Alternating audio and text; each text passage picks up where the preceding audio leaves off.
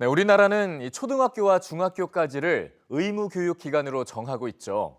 이 기간 동안 아이가 별다른 사유 없이 학교에 나오지 않으면 즉시 안전을 확인하고 학업을 이어갈 수 있도록 조치해야 합니다. 하지만 이런 보호망이 무너지면서 이 초등학교조차 졸업하지 못한 아동학대 피해자가 국가를 상대로 소송을 제기했습니다. 이상미 기자가 취재했습니다. 지난 2008년 초등학교에 입학한 한 아동이 석 달 가까이 학교에 나오지 않았습니다. 보호자의 방임 때문이었습니다. 2년 후 경기도의 한 초등학교에 다시 들어갔지만 학교에 나온 날은 단 6일. 마지막 전학지에서는 81일 동안 장기 결석한 끝에 정원 외 아동으로 분류됐습니다. 결국 9년간의 의무교육 기간 중 이 아동이 실제로 학교에 다닌 건 고작 2달 남짓. 초등학교 졸업도 하지 못한 채 제도 밖으로 밀려났습니다. 학교를 안 가고 나서 정원의 관리 대상자가 돼 있었다면 분명히 이 의문점이 들어서 계속 찾아야 정상인 건데 군정고시 보겠다가 나타나니까 어디 있었어요? 라고 나온 그 첫 마디가 너무 좀 당황했던 것도 있고.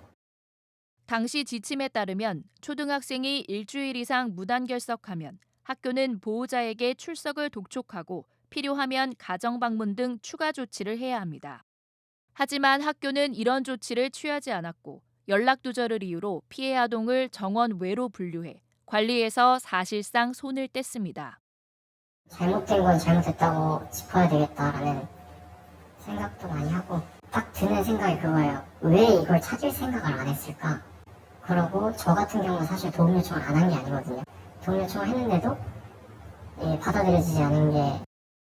아동학대 신고도 여러 차례 있었지만 아동복지센터 역시 피해 아동을 구하지 못했습니다. 2004년부터 식사를 안 준다거나 더러운 옷을 입힌다는 내용의 신고가 있었고 2008년엔 무단결석 아동이라는 신고도 접수됐지만 모두 단순 사건으로 종결되거나 사후 관리가 이루어지지 않았습니다. 특히 이 사건의 경우에는 사후 관리가 제대로 되지 않았던 점, 한 번도 아니고 두 번도 아니고 세 번이나 신고가 됐는데 왜 이 사람에 대해서 아무런 지원이나 관리가 이루어지지 않았는가?